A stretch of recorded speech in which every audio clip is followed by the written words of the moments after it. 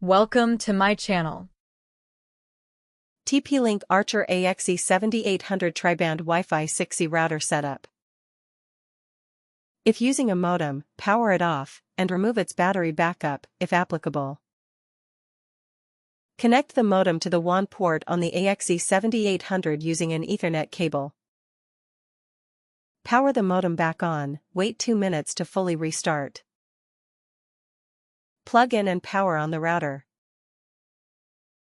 Ensure LEDs for power, 2.4 GHz, 5 GHz, 6 GHz, and Internet are solid.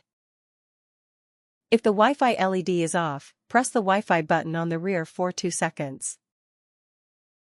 Wired, turn off Wi-Fi on your computer and connect via Ethernet. Wireless, use the SSID and password on the router's bottom sticker to join. Open a browser and go to http://tplinkwifi.net or http://192.168.0.1. Follow on-screen steps to configure your internet connection, e.g. dynamic IP, PPPoE, etc. For any technical issue, visit us mywifiX.dev. Connect the 2.5G WAN port to your main router via Ethernet.